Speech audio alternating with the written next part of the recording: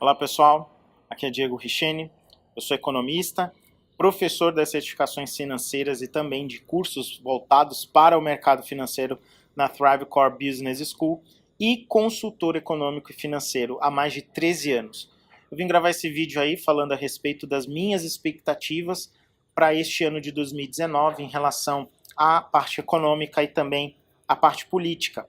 Bom, vamos começar primeiro com a parte política. Como todos sabem, hoje nós temos um novo governo que assumiu, o governo do presidente Jair Bolsonaro, um governo que basicamente todo mundo aí está depositando grandes esperanças a respeito de aprovação das reformas que o país precisa, principalmente aí a reforma da Previdência, e também um governo que aparentemente parece ser mais conservador do que os outros, né?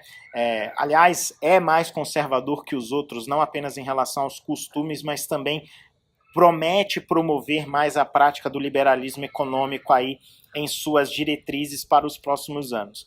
Então, basicamente, o que tem acontecido? O mercado tem apostado muito no presidente Jair Bolsonaro e principalmente na equipe econômica, né, liderada aí pelo ministro da Economia, o Paulo Guedes. O que basicamente está todo mundo acreditando? Que o governo vai ter sim a capacidade de aprovar as reformas, talvez ele possa não ter a maioria na Câmara dos Deputados e no Senado, mas tem força política, né?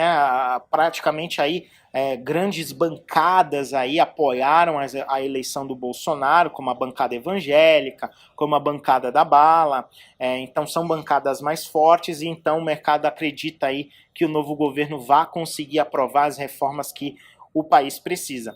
Isso daí, evidentemente, tem contaminado, no bom sentido, o lado econômico. A Bolsa de Valores de São Paulo tem apresentado aí um desempenho extremamente positivo aí nas últimas semanas. Nós estamos aí com máximas históricas, né? O mercado aí só tem crescido, tem apresentado grandes valorizações nos últimos dias. E isso daí é reflexo exatamente da iminência aí, principalmente da aprovação da reforma da Previdência. O mercado acha que o governo vai conseguir aprovar uma reforma um pouquinho mais branda do que era previsto, mas qualquer reforma que seja aprovada já é um grande passo, uma vez que as contas públicas estão necessitando aí de uma reforma urgente. Então, basicamente, o mercado está apostando num cenário econômico mais forte para esse ano de 2019, perdão, e a gente acredita aí que o desempenho do PIB para esse ano seja aí na casa de 2,5%. Se aprovar a reforma da Previdência, nós podemos então falar aí de um crescimento acima dos 3% no PIB, enquanto aí a expectativa do Focus aí é na casa dos 2,7% a 3%, perfeito? Em relação ao que está acontecendo em termos de macroeconomia internacional, enquanto aqui no Brasil está todo mundo otimista, lá fora está todo mundo cauteloso.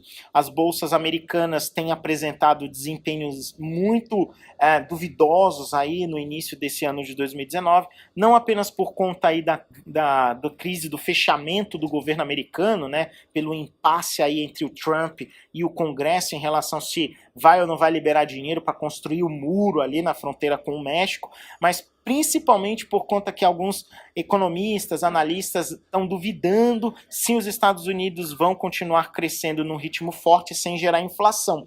E isso, evidentemente, tem aí apresentado alguns sinais nesse sentido de que a economia americana talvez esteja superaquecida e que o Banco Central americano vai ter que intervir com mais força, até aumentando o ritmo de juros, aumentando as taxas de juros por lá, inclusive a velocidade desse aumento e principalmente pela retirada dos estímulos quantitativos dos grandes bancos centrais, que foi iniciado ali em 2008, quando o Banco Central americano, o Banco Central europeu e o Banco Central japonês injetaram ali mais de 4 trilhões de dólares ali ao longo desses anos na economia mundial, ou seja, injetaram muita liquidez. Agora eles estão querendo retirar aí esses estímulos quantitativos. Então, o mercado tem aí apresentado esses sinais um pouquinho mais duvidosos lá fora.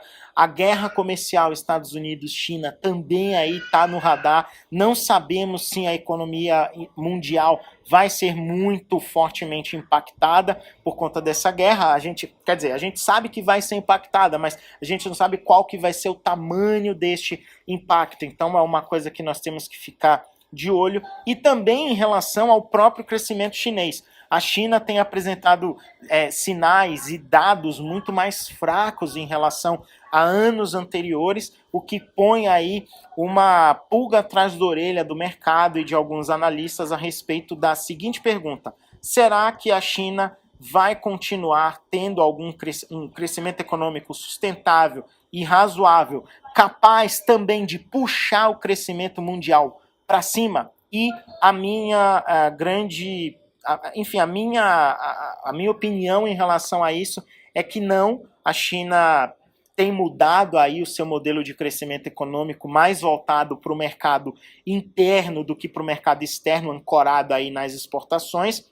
Mas mesmo a China tendo o mercado consumidor, maior mercado consumidor do mundo, mais de 1 bilhão e 300 milhões de habitantes ali, o mercado consumidor, mas basicamente a gente tem que entender o seguinte: o chinês médio, ele não está, digamos assim, educado financeiramente para o consumo, e sim para a poupança. Então, o maior desafio aí do governo chinês é fazer com que o povo chinês consuma efetivamente e capaz aí de gerar um crescimento econômico espetacular que todo mundo espera. Então, assim, o meu cenário para esse ano é um cenário neutro.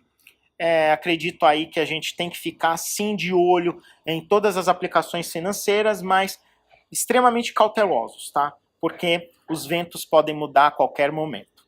Então é isso, pessoal. Muito obrigado. Se você gostou desse vídeo, inscreva-se no nosso canal, no YouTube, ative o sininho e muito obrigado.